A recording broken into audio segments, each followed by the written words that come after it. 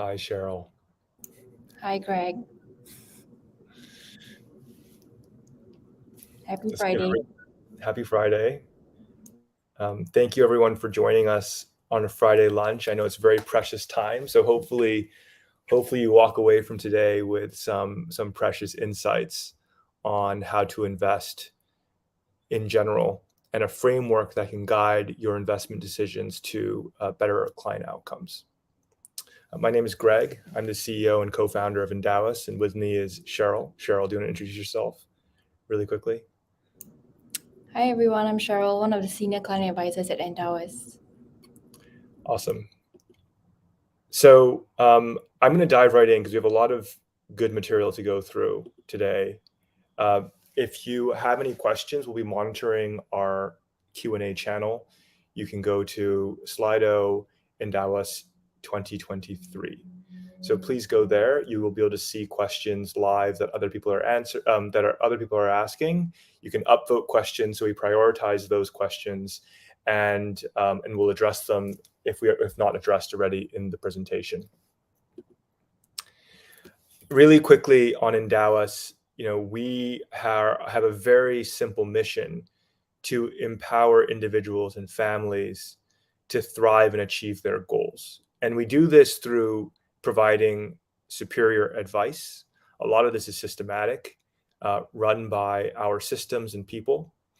Access to best-in-class products. So that's across all asset classes, from cash and money market funds, investing your CPF and SRS, low-cost passive index funds, quant funds, active funds, sector and geography-specific funds, a lot of different strategies, all the way into private equity and hedge funds as well for accredited investors, as allowed by the regulation here in Singapore. And we want to deliver this all at a low fair cost. I think our business model is really what makes us unique. And the critical thing here is so that people can invest better to live better. Now, what does it actually mean? It means if you can make your money work harder for your life, you can live easier today, focus on the things that matter in your life so that you can live better by being prepared better for the future. So that's really what we try to do. On the bottom is a list of some of our key shareholders of Endowus. I think what people don't realize is that Endowus employees are actually the largest shareholder of the firm. And we have a number of institutional shareholders, including UBS, Singapore's EDBI, Prosus, which is the biggest owner of Naspers, which is the biggest owner of Tencent, Singtel, Samsung, Z Venture Capital, which is a holding company for the Line app, which I'm sure many people are familiar with, and venture capital firms like Lightspeed and SoftBank. Myself, I started my career in investment banking, and then I joined Grab before starting Endowus back in 2017. And as many of you are Endowus clients, you know that we've been active in the market for a number of years now, and we are the largest fee-only wealth platform in Asia that we know of, and that has not been challenged, and we continue to grow. We're also a very, very low cost and convenient fund platform for our clients. Now, if you're joining this webinar because you've made it to your first 100,000, I want to just say a big congratulations. It is not an easy task, especially if you're just starting out in your saving journey. And there's a really famous quote from Charlie Munger, which I will read out for all the savers out there, which is, "I don't care what you have to do. If it means walking everywhere, not eating anything that wasn't purchased with a coupon, find a way to get your hands on 100,000. After that, you can ease off the gas a little bit." Charlie Munger is Warren Buffett's right-hand man. He has been his right-hand man for, I think, like 5 or 6 decades, an extremely long time. Warren Buffett, as you know, is one of the greatest investors of our lifetime.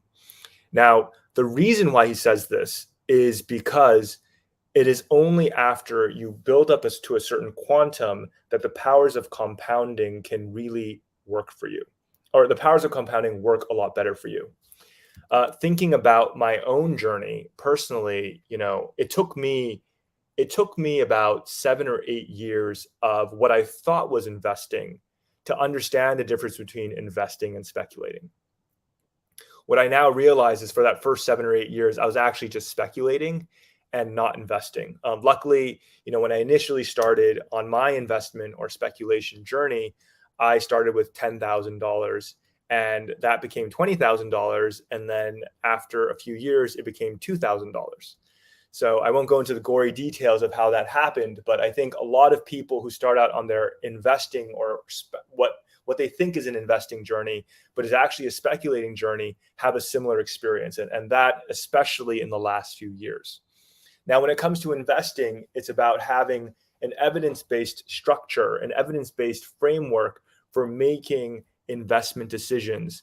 And usually those investments are not in single stocks or single bonds or single lines of crypto. We're talking about getting access to markets, making sure that you are paid returns for the risk that you are taking. And the two easiest ways of doing that are to, number one, be diversified, and number two, manage your cost. Now, if you can get these two things right, I'd say you're about 50 or 60% of the way there.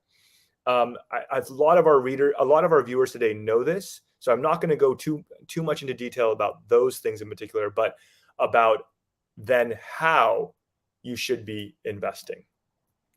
So I'm talking about the power of compounding at 100,000, 100K compounding at 8% per year because of the power of compounding. And this is always surprising to people, becomes 215K after 10 years.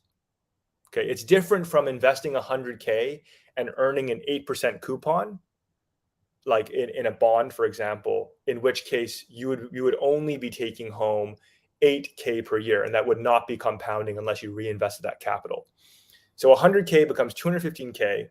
After 20 years, 466K, and after 30 years, over $1 million from 100K today. So that is why, like, versus 10K, for example, which would become 100K. Yes, still the same incremental in terms of percentage increase, but the nominal value really becomes meaningful when you cross that 100K mark and let the powers of compounding really take over. So I think that is what Charlie Munger was talking about when he made that comment. Now, oftentimes, and this was true for me when I started investing, actually speculating, is that too many people are telling me what to invest in, not why or how to invest that money. And when I started investing, what was really popular was tech stocks and renewable energy. So I was flip-flopping across all these stocks. I was getting hot tips. I was reading blogs online. I was talking to friends about it. I joined the investing club in college, and all of this stuff. And it's too many people telling you what to invest in, not why or how. So today, we're really going to dig into the why and the how. And it really comes down to the personalization of investing and solving your specific needs, because everyone has different requirements. So if you look at this page, what you can see is nice shapes, but number one represents a cash flow. Number two, lump sum purchases in your life. And number three is continuous things. So things like I'm going to go from the bottom up now. So things like, saving for a rainy day, an emergency pool of capital. Things like saving for the next generation, so you don't have a terminal value, you don't have a specific time where you need to use that money. Then you have things like asset purchases, down payments, maybe planning for a wedding, maybe a gift. So those are like, hey, I'm trying to build up to $200,000 for a down payment at X time from this pool of capital. So that's a very specific time-based lump sum purchase. And then number three is cash flows. So you might say, okay, from this date to this date, I need retirement money. From this date to this date, I need to pay for a college education, so on and so forth. So in framing this, and I'm going to ask Sheryl a question here very soon, but in framing this, you need to ask yourselves these important questions so you understand the why and then the how, rather than the what first. I think everyone always leads with the what first because they're always trying to sell you something. This is very dangerous. So we always try to lead with the why and the how so that you understand where every single dollar you invest is going towards your future life. And this is, again, helping people invest better to live better. So emergency money. How much emergency money do you have set aside? Good question. Core life goals. Like, what are the most important life priorities that will cost you money? Like, there can be priorities that are not monetary, but important life priorities that will cost you money that you think about in the next 5 years, the next 10 years, and then how do you think about saving for retirement? Finally, if you have any market views, what are those and why? You need to understand this before you can really start investing. So for example, like Sheryl, in your core life goals, what are you thinking about in the next 5 to 10 years? So, Greg, I mean, you probably know that I have two young boys. So, really, my goal for the next 5 to 10 years would really be to save for their college education so that it really gives them the flexibility of being able to go overseas to study if they really want to or need to. So, 5 to 10 years, that will be my goal. Okay. And then how are you thinking about, I mean, are you planning to buy a new car or like a new apartment or anything like that? Or are there any priorities like that on the horizon? Currently, no, not for car or for home. That's largely because inflation is so high right now that everything's so expensive. But hopefully, maybe past 5 years, yes, maybe a home upgrade will be quite nice. Okay, got it. And then retirement, are you planning for retirement? I think we all dream of having an early retirement, so that will be my longer term goal past 10 years. Okay. Retirement is definitely on my mind, yes. And then when you think about emergency money, how many months of expenses do you set aside for that? Like, how do you think about that? Currently, I set aside about 4 to 5 months of expenses. Okay. Just so for emergency medical issues or hopefully not loss of job, but some things we just have to save for. Yeah. Okay. Got it. So, and coming back to the, everyone watching this today, these are the types of questions that we think are important for people to answer before they get to the how they want to invest. And what we then do is, or what you should be doing is, depending on these goals and the amount of money you want to allocate to them, think about how much you want in your cash and money market funds, and that can be for that rainy day, things that you might need a cash flow in the near future. So sometimes, like, people have come to us and are like, hey, I need to prepare for my house down payment in 3 months time. What should I invest in? And for us, it's a no-brainer that you should be investing in something very safe that will have a very, very low likelihood of ever even having a negative day of returns. So that's cash and money market funds that invest in T-bills, invest in government bonds, very, very safe corporate bonds that are very near maturity. And also they spread out across fixed deposits across many, many different banks. So this has become very popular, in the last few weeks with the recent banking crises in Europe and the US, where people are like, hey, like, I need to be diversified, even in my cash deposits of where I put my money. And institutions have been managing their money in money market funds for decades in this way. So a lot of clients are actually thinking about how they put their spare cash that they might need to call anytime, even cash that they're getting on a monthly basis from salaries, and have that be diversified while earning a yield. I think Singapore dollar yields are already pushing 3.5 to 4% in this category, and US dollar is over 4% in these cash and money market funds after fees. Then, when you have cash flows in the near future, so let's say 2 to 5 years from now, you can consider a conservative multi-asset portfolio. Multi-asset means you're still being globally diversified and low cost, but investing in more fixed income than equities. This makes even more sense now with interest rates up to where they are, and we're beginning to see the uncorrelated returns between fixed income and equities where interest rates are, and it also gives the central banks and the Federal Reserve's much more tools to manipulate the economy if needed, versus the world we've been living in the last 10, 15 years, where interest rates were near zero. When you have a little bit more time, you can take on more risk, a balanced multi-asset portfolio that maybe has more equity exposure. And then finally, for those much longer term, so over 10 years, you can be even in 100% stocks, and go from there. Now, what you do from there is you map those goals to your, what we call, cores and satellites. So your cores, we say, are for your essential life needs, and your satellites are for your market views. And again, I stress that the satellites are tactical on your part. So you're making an active decision that you have an active view on a particular sector or geography. Now, whenever you do that, you are taking additional risk above the market. So what we think is important as you deal with your cores first, and these are all what we call strategic and passive asset allocations for your essential life goals, before you start thinking about thematics, which are really generated from you wanting to express your own view. I'm gonna skip forward really quickly, and then I'll come back. So essentially, the risk-based portfolios that are time-based, and those are again based on your actual life goals, they should each have their own target risk, geographic asset allocation.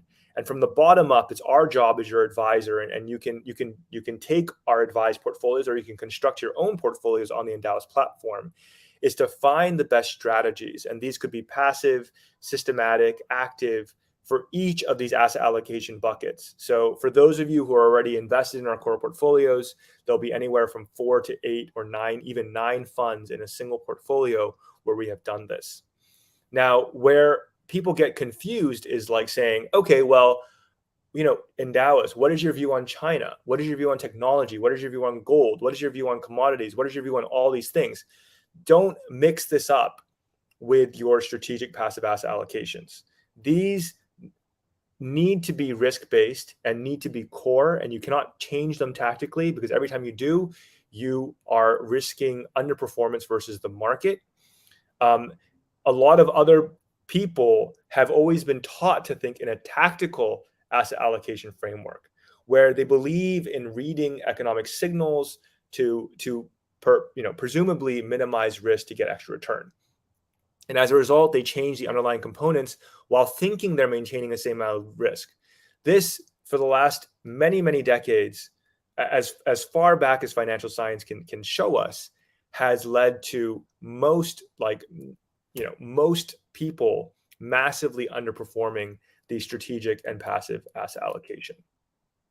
So what you do after defining these goals and the amounts you want to invest in each of these goals, and maybe even the monthly investment you would want to put in these goals, is you decide how to map that against our portfolios, or to build your own portfolios. So again, I mean, we looked at who was watching the webinar today, and a lot of you are existing Endowus clients, and it's great that we have this opportunity to speak to you directly.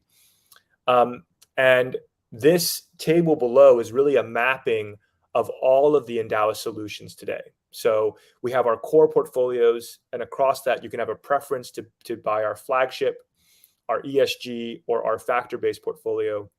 We have income portfolios that target different payouts.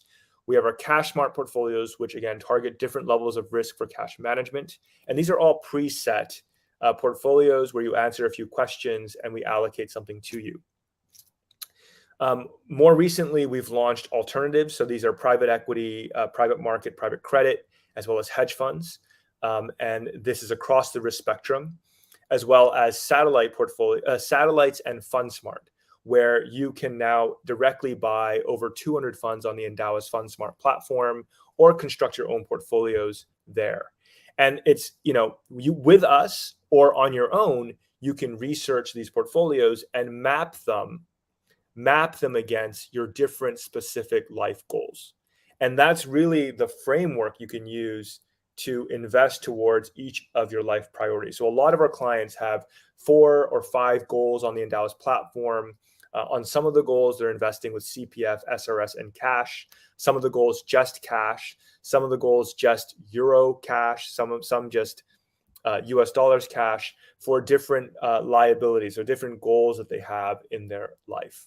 And then finally, a freedom to express views through the satellite portfolios, where it is, global real estate, Chinese equities, technology, etc. You can buy that and build that and maintain that on the Endowus platform at low cost. Now, digging further into the exact same chart below here, but expanding that out, we look at, what is the risk return trade-off of all of these portfolios? Where do things sit on the spectrum? So you can look at this chart and decide, okay, how to map your specific goals to a specific need. So for example, like if I were to invest in a 40-60 portfolio, the worst historical performance over 1 year was negative, or over 12 months was negative 22%. But over 5 years, a much lower negative 2%. So you might be like, oh, that's not very comfortable to me. You can step down into the 20% stocks, 80% fixed income portfolio, for example. When looking at 10 years, so longer term horizon, you can see that balanced portfolios, yes, they had very, very high propensity to generate high returns. But then if you look at the top end of the spectrum, and obviously you'll probably get something within the spectrum, 137, 161, 190, and 231% return on the top end. That's the best performing 10-year rolling periods. So to us, these are really important things to know about the portfolios, so you understand behaviorally how to behave when markets are volatile, and they will always be uncertain. That is the nature of markets, to be uncertain and constantly moving, trying to set asset prices so that the risk return trade-off across other assets, including cash, makes sense. So you can read about, the secured, enhanced, and ultra cash market portfolios, and then all of these different asset classes across Fund Smart and satellites. So this is a new map that we created, and something we often walk our clients through. So for many of you, this will be the first time you're seeing it. Okay, and then finally, okay, this is a complicated chart. When we think about retirement, we really try and do so in a empirically driven way to understand how much future spending you actually need based on the amount of expenditure you have in today's money. So for example, this person, thinks that they need to spend $90,000 a year in today's money. And when we use inflation to calculate that to 2062, so 40 years from now, that's about $198,000 after the power of inflation over that time. And based on the rate of decumulation that someone would need, we can understand how, we can understand what they would need to work towards in terms of a wealth target. So a wealth target is the amount they would need at the start of decumulation so that they can sustain that cash flow through their retirement period. So this is a very, very good exercise for people to do.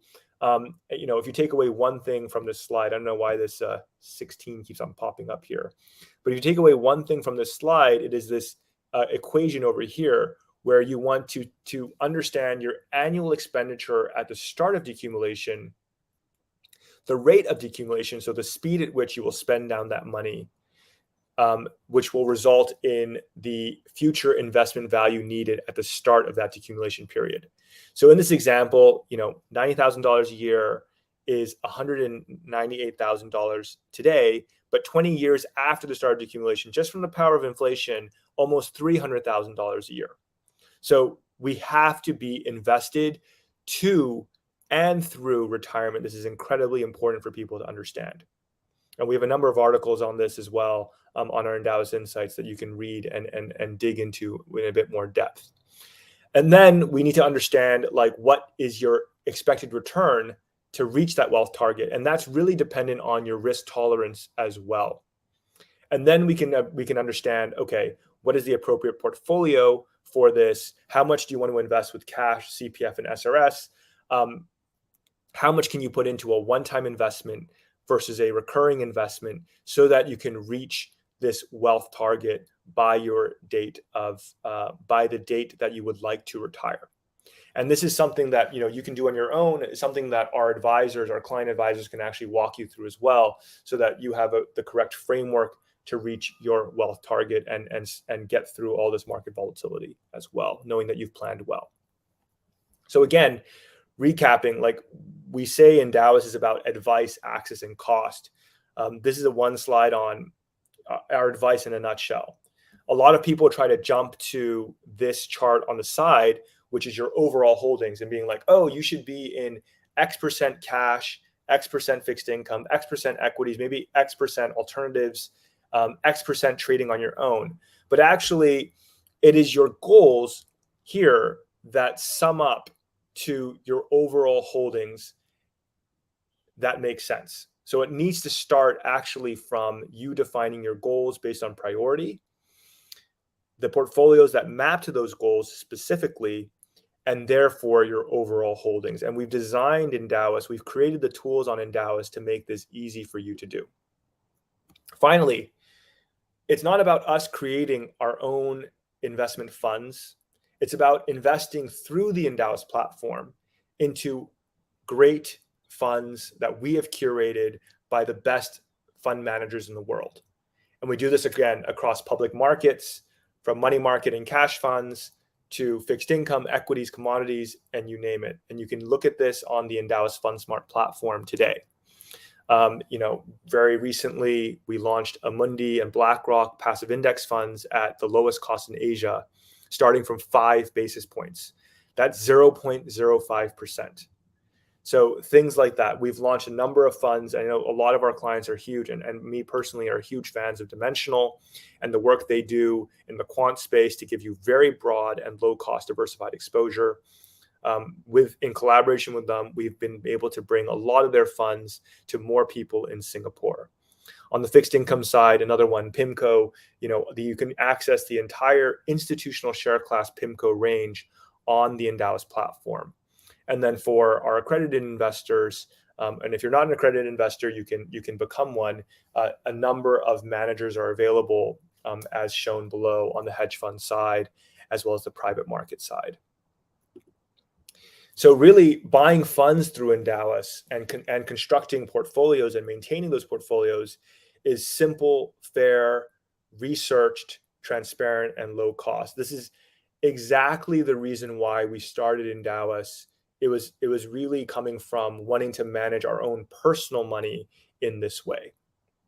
So we've talked about advice and access, and now we talk about cost. And I think it's, we get this question a lot, maybe less so than when we started, and that is, why is Endowus charging me a fee? Okay, it's a question we often get. And in our view, and actually it's just math and human incentive and alignment, it is the only way for us to serve only you. So there are different types of fees you can be charged when it comes to investing. Traditionally, brokers and private bankers and things like that, they charge transaction-based fees. Now, what does that do? If I only make money when you transact, I'm incentivized to make you trade and churn and speculate, right? I'm incentivized to push you into products where 3 months from now I can call you and tell you, hey, it's time to sell and buy something else. Then I make the in, the out, the in, and then the future out. Okay, that's transaction-based fees and causes, in our view, a misaligned incentive. Next is trailer commissions. And I'm really proud that Endowus was able to really expose the trailer commission concept. It's still kept kind of under the rug. And for us, we have 100% cashback on trailer fees. We give back millions of dollars to our clients on trailer fees that we are paid for distributing a particular fund. But as you know, if we get different trailer fees from different funds, we would always want to sell funds that pay us the highest trailer fee. So it incentivizes selling stuff that pays more commission. This is a very clear perverse incentive, and 90%, I don't want to specify an exact percent, but most financial services are still distributed this way around Asia. Finally, free trading is a newer concept.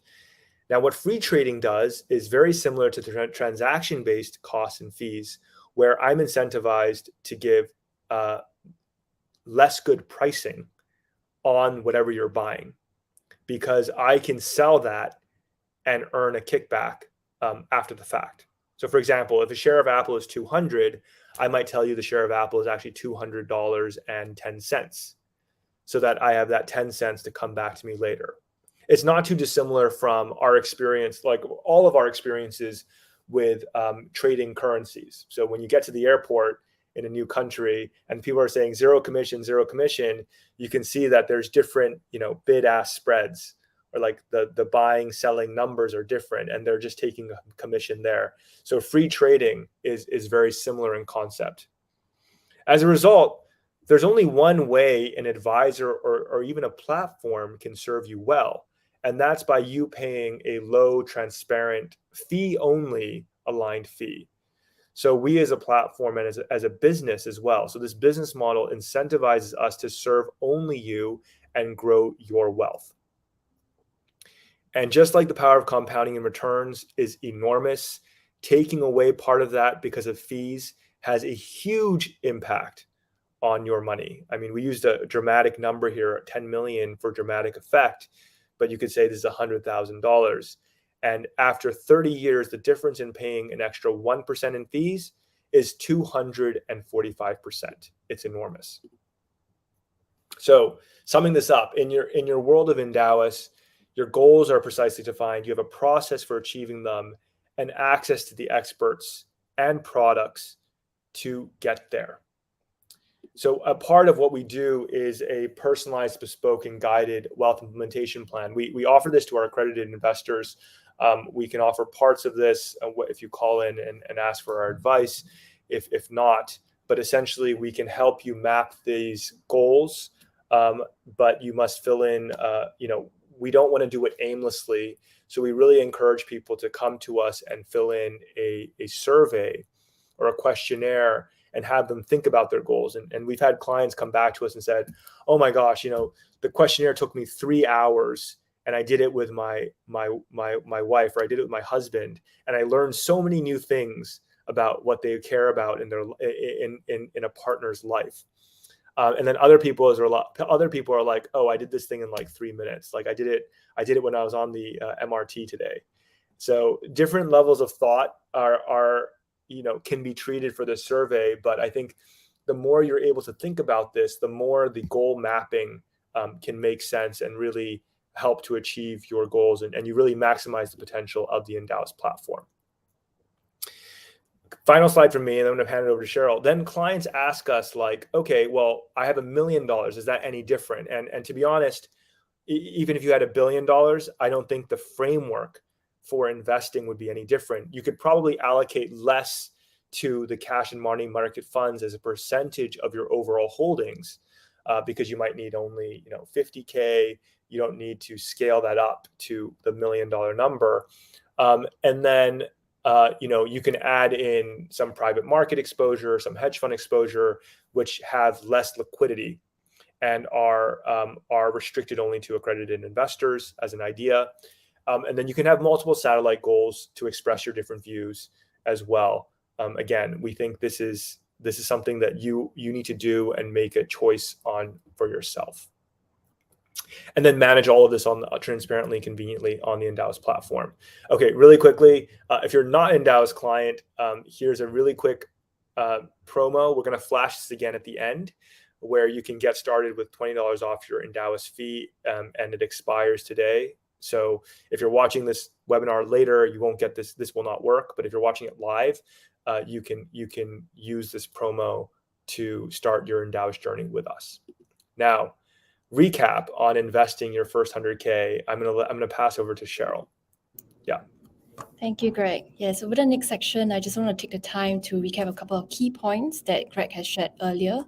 I think more importantly on how we should start investing your first 100,000. So I think it's very important to first think about why we're investing in the first place, which we mentioned earlier, right? Instead of thinking about listening to the noise about, what's the popular trade for the week or the day, or even what is the best, in stock to be buying right now. So I think we have to be cognizant of the fact that we all have very limited ammunition.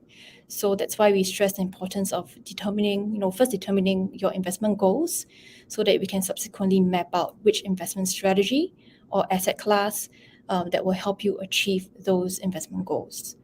So as you might know, the bigger sovereign wealth funds and institutions all have a framework to help them achieve their goals. So there's really no reason why we should not do the same as well. So over the next slide, we talk to clients on a daily basis, and we do understand that it's very hard to, pinpoint as to how to even begin, allocating your funds, right?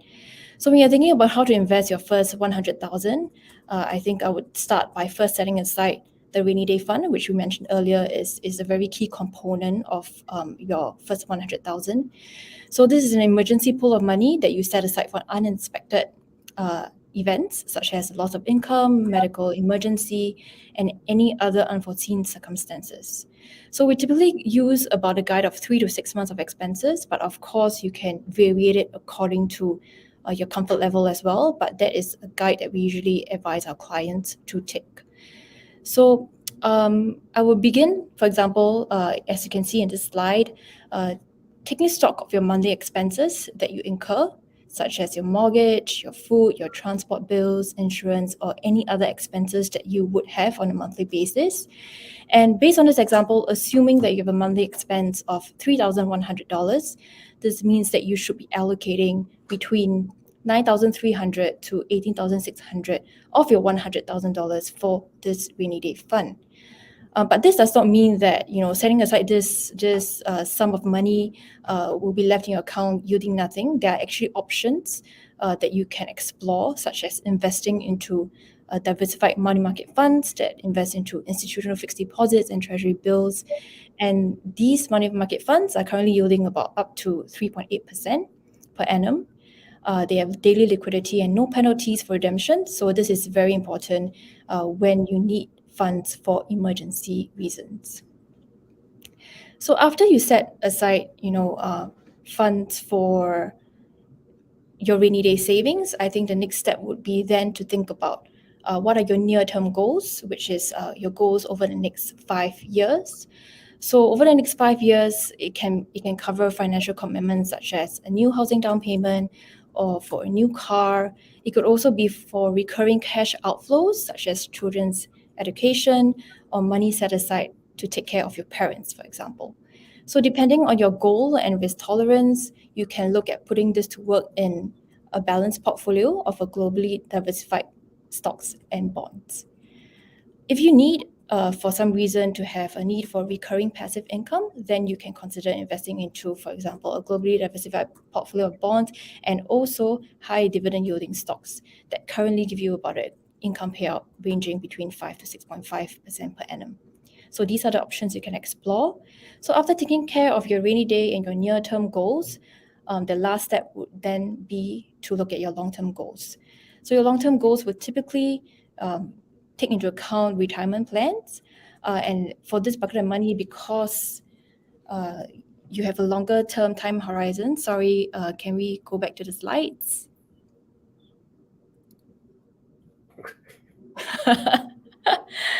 Oh, there you go. Yeah. Yes. That's the slide, yes. So for the longer term bucket of money, that is usually for retirement plans, because the time horizon is a bit longer, you will be able to grow your money a bit more aggressively, but of course subject to your individual risk tolerance.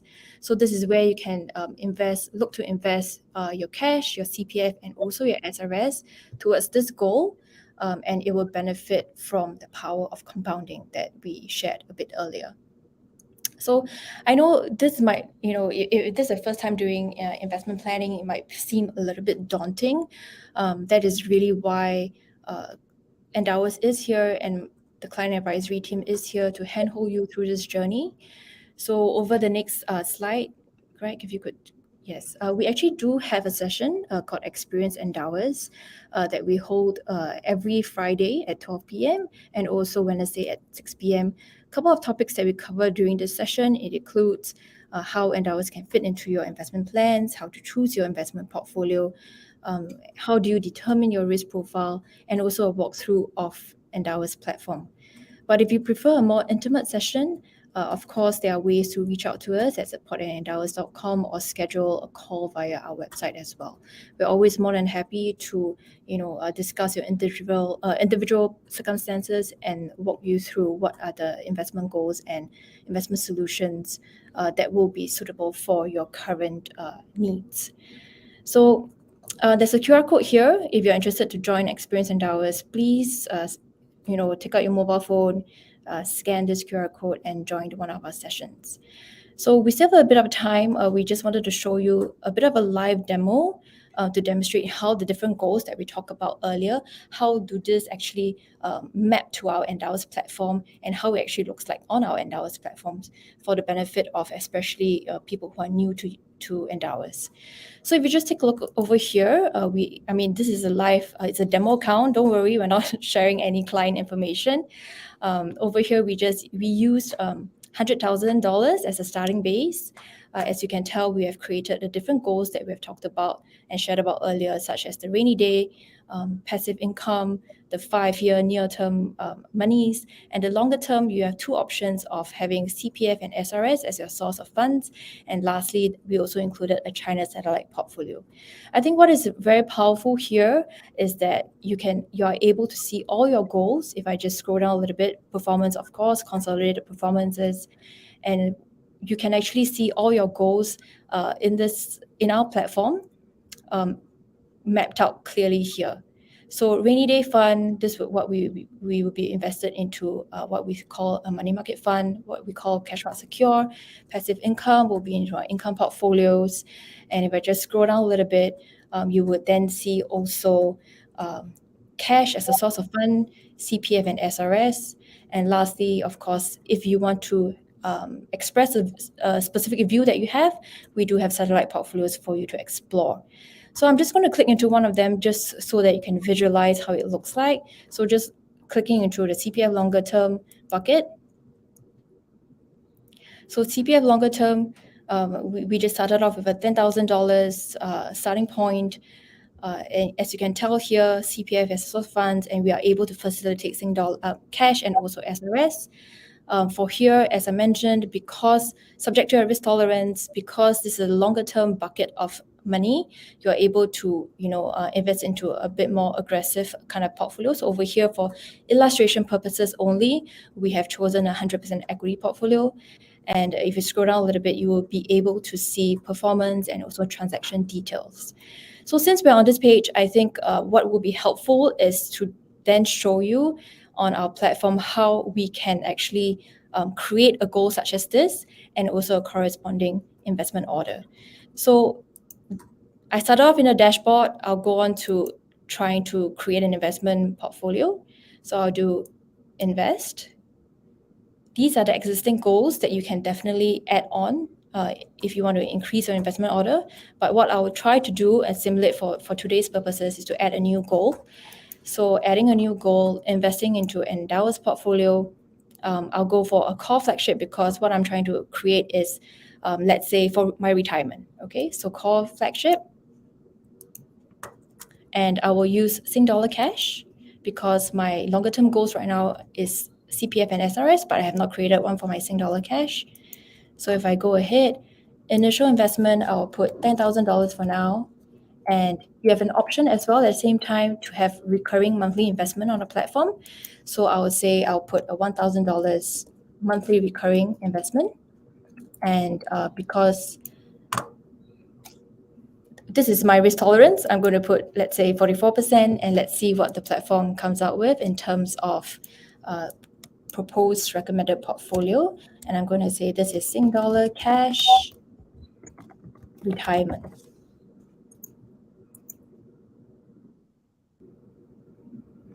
So based on what I selected, this is how our platform works and our advisory works as well, is recommending me based on my 44% indicated risk tolerance earlier.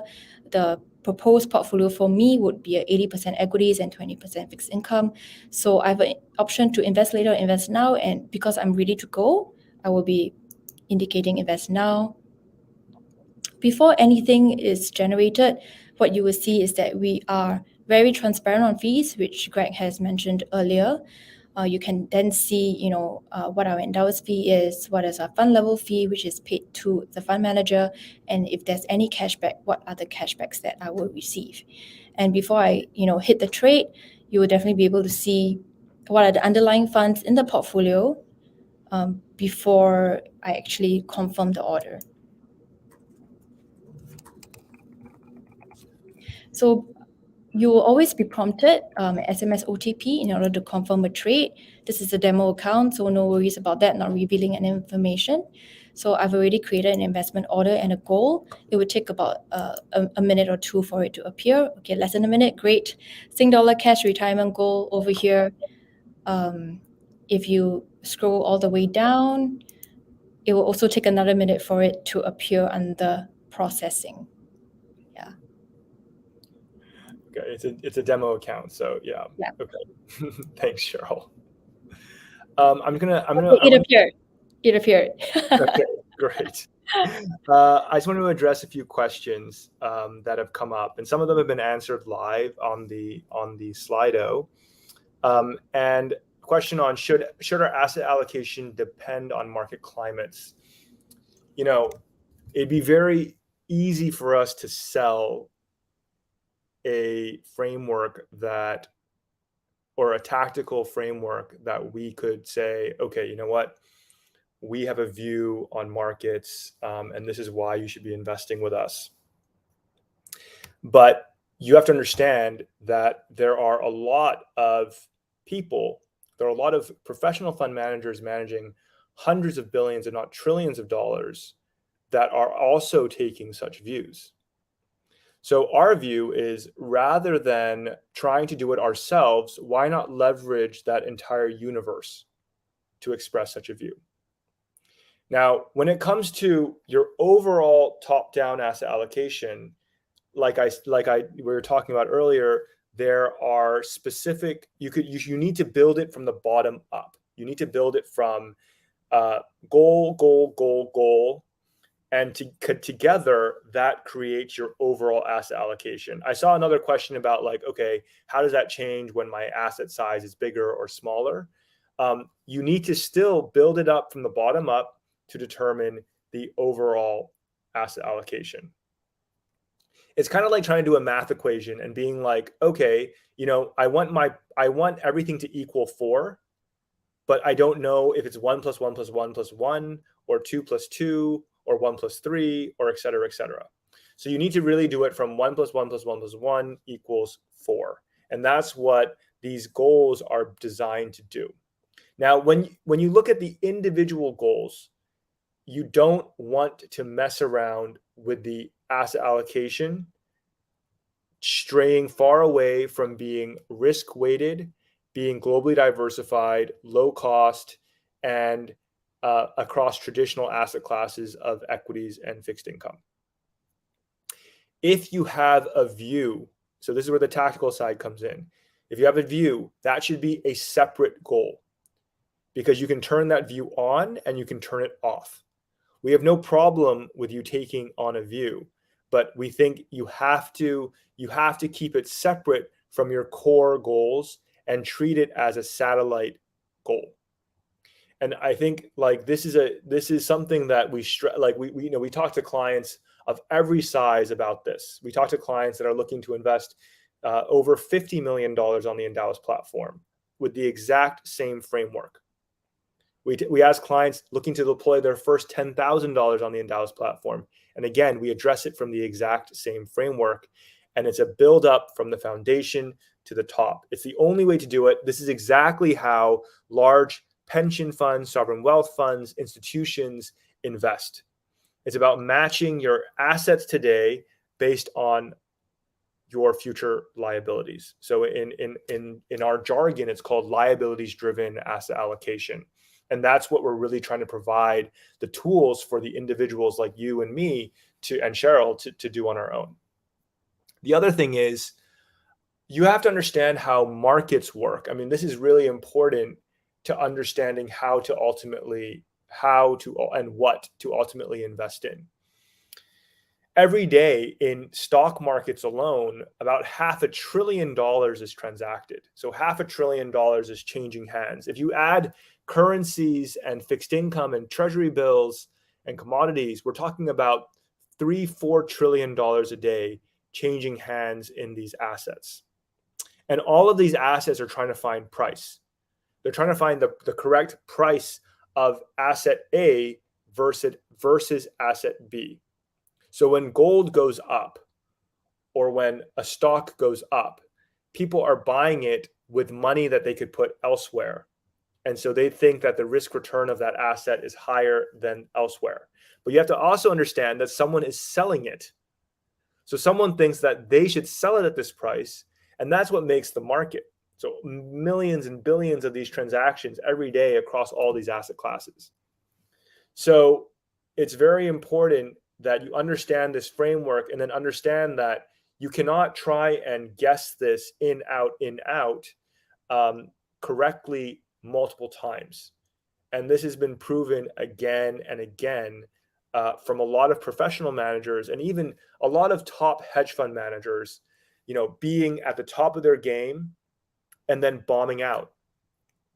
If you go on CNBC every day, it's crazy to me, or Bloomberg, or any of these business or Financial Times, or any of these really sort of business centric global media sites. Every day, to me, this is crazy. You'll see top hedge fund manager loses 30% in so and so, and then top hedge fund manager gains 100% in so and so. So it's attention grabbing headlines, but these are guys who have all of these resources and are trying to constantly outguess the market and are unable to consistently do so. So again, when it comes to your core goals, we do not think you should be taking on leverage. We do not think you should be playing around with the risk return trade-off and trying to outguess the market. You can express that in satellite tactical goals. Now, question about the merger of UBS and Credit Suisse and the outflow of assets from Europe. I don't think we'll see those effects very quickly. And as many people know, UBS is a shareholder of Endowus, and actually they are one of the largest wealth managers in Asia as well.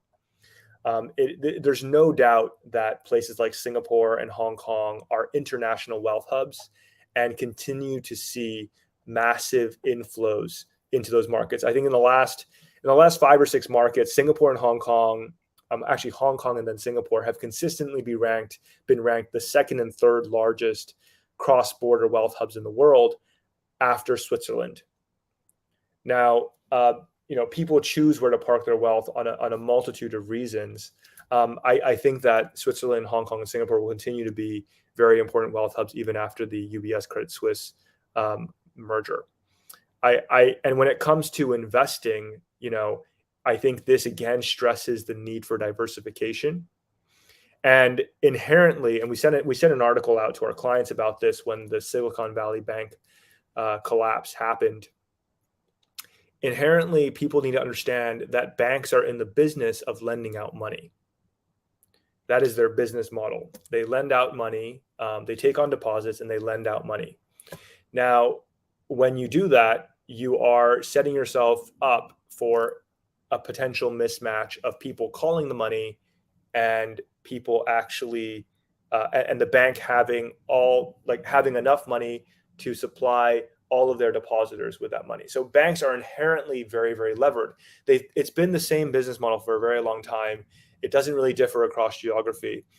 And, usually it's very rare that this sort of a bank run would happen where these deposits would not be enough for everyone calling on to their deposits at the same time. Now, I think it's, when thinking about Endowus and how I personally wanted to manage my own family's money, it was very much about having a platform that was not inherently lending out assets or money. So when you invest on the Endowus platform and then you invest in a fund on the Endowus platform, that money actually goes to not even the fund manager, it goes to the fund's custodian. And the custodian uh, will then buy the assets and hold the assets for the fund, and then tell the fund every day that, these assets as a whole are worth this amount, and that's what sort of generates your performance, and you know how much money you have there. So it's a very different way of diversifying your risk and custodizing where your money is actually held. And I think, the events of the last couple months have brought this back to the limelight. I mean, I think every few decades we have this sort of a banking crisis, and this comes up, and then people are like, oh my gosh, what should I do? I need to diversify where I hold all my deposits. And then they think of, oh yeah, right, I should be using money market funds. I should be getting diversification. Money market funds have daily liquidity, so I can take my money out when I need it. It's not like a fixed deposit, but yes, it has a bit more fluctuation, but I feel safer that way. And then every couple of decades, we all forget, or everyone forgets. And then there's like, oh, it's so much easier to just park my money in one bank. And usually 99.999% of the time, that's totally fine. But every time these crises happen, I think we have another reminder of some of the risks involved, and in where you park your money is what I would say. So cool. Let me quickly scroll through the questions to see if there's anything that we haven't answered. Guys, feel free to answer and upvote. I saw a question around having alternatives as a part of bonds and commodities as a part of a portfolio. So the 60-40-20 portfolio versus the 20-40-20-20 portfolio, which is more resilient in a crisis. Again, alternatives is ranges across the entire spectrum. So it has it really depends on what you're investing in. Broadly speaking, if you're able to be more diversified and uncorrelated, you have a higher chance of being resilient. But what we've seen in the last few years is actually, and I think what we have here is the cash, equities, bonds, commodities. This was a portfolio made famous by the likes of Ray Dalio through an all-weather strategy that is very, very broadly diversified. And I think in most scenarios it works. But what we saw in the last year is a massive correlation across all of those asset classes, and actually it not providing a better risk return than the equities fixed income portfolio. And even more so now, we have to remember that fixed income is actually a cash flow generating asset, whereas commodities may not be. That's a traded asset. So you need to think of how that plays into your overall strategy. And with interest rates higher now, we have even more confidence that the traditional 60-40 portfolio is a very good way to get risk-adjusted returns across asset classes. Of course, if you mix in cash, you're systematically going to be more resilient because you're taking on less risk. So in answering that question directly, like cash and money market funds will have less volatility than equities and fixed income in a crisis. So yes, it would be more resilient in a crisis, but you may not actually be in a risk-based portfolio that is trying to target a specific, that is actually geared to reach your specific goal. So again, sorry, I can go back to the presentation. So when thinking about this asset allocation framework, let's go back to the 100K version. When we're thinking about asset allocation, it's really about having your core goals for these essential life needs, your satellite goals, to express these views, and constructing each of these portfolios individually towards those specific priorities that you have in your life. Yeah. Cool. Since we were on this slide, I saw a question that I thought would be quite good to answer right now, although it has already been answered. I think it's by Clee, asking, assuming you start AUM as 100,000 static risk profile, how would asset allocation change over 200K, 500K? So I think the concept behind this is that, of course, as you grow your wealth, you can continue to add on to the current buckets that we show here. But there's also another slide that we probably did not really spend much time on, which is on slide 23. We also have an increased dollar amount for you to consider. So the differences here is that, of course, as the amount grows, things that you can think about when it comes to investing would be the alternative space for accredited investors. So that can be also, included into your longer term bucket. So there are a lot of questions, I think, on Slido. We have tried to answer most of them, but I realize that there are some questions that are quite specific to your individual circumstance. So I would really highly encourage all of you to, schedule a call with our client advisory team. If you just take a look at the YouTube, there's actually a link that will, link you to scheduling an advisory call. And from there, the team advisors will be able to advise you on an individual basis. Great. Thanks, Sheryl. Okay, we're just on the hour here, and I'm sure people are hungry if they haven't had lunch yet. Maybe you've had lunch over the session. I hope that this today's session has given you a very clear framework to thinking about your money and investing your first 100K. Again, this is not telling you what to invest in, which is the way I was guided when I started my investment journey. People are like, oh, you should just invest in X, right?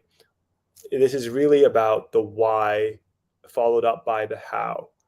And I think if more people can invest this way, they can invest better and live easier today and better tomorrow.